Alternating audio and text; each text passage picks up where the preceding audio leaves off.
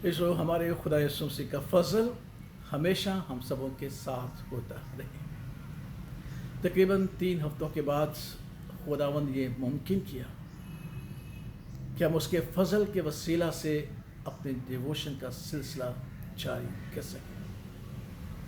खुदावंद का शुक्र, क्योंकि अज़ीज़ों शुक्रगुजारी मसीही ज़िंदगी का एक तर्ज अमल है, एक मुनफरद रवैया है, जिसके वसीला से जब हम खुदावंद की शुक्रगुजारी करते हैं तो उस बख्शिश को हासिल करते हैं जो बयान से बाहर है।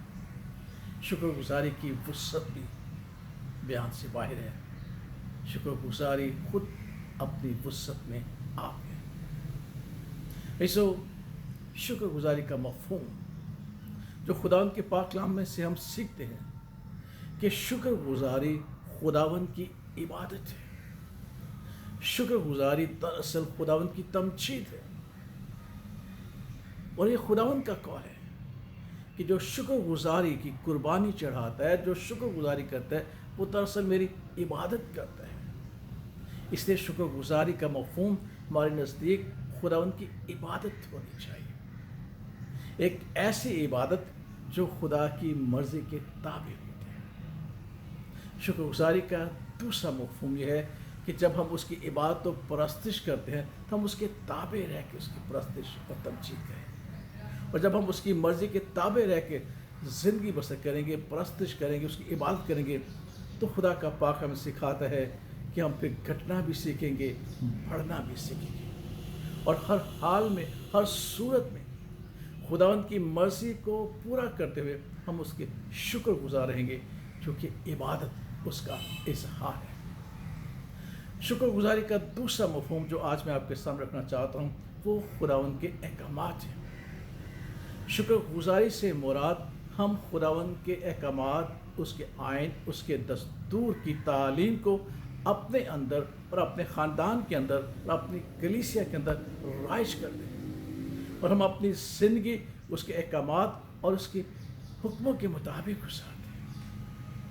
अगर हम खुदावंद की शुक्रगुजारी करते हैं, अगर हम खुदावंद की इबादत करते हैं, तो ये लाजिम है जब उसके हुक्मों के ताबे रहें।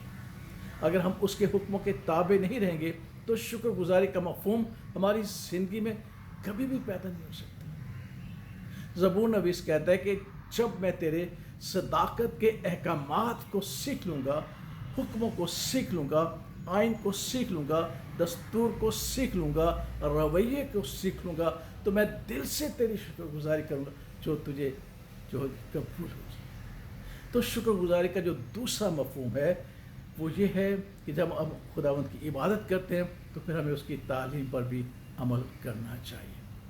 हमारे खुदा ने कहा, अगर तुम मेरे हुक्मों पर अमल करोगे तो मेरी मोहब्बत में कायम रहोगे, जिस तरह मैं खुदा बाप के हुक्मों को पूरा करते हुए उसकी मोहब्बत में कायम।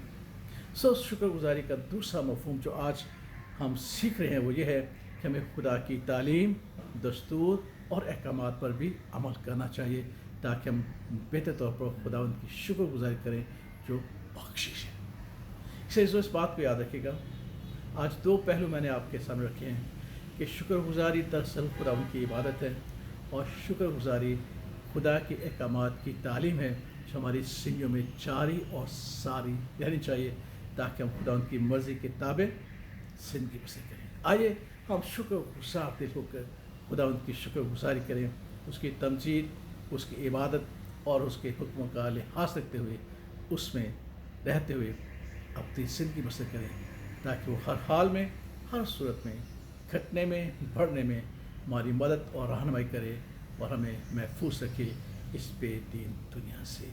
आमीन।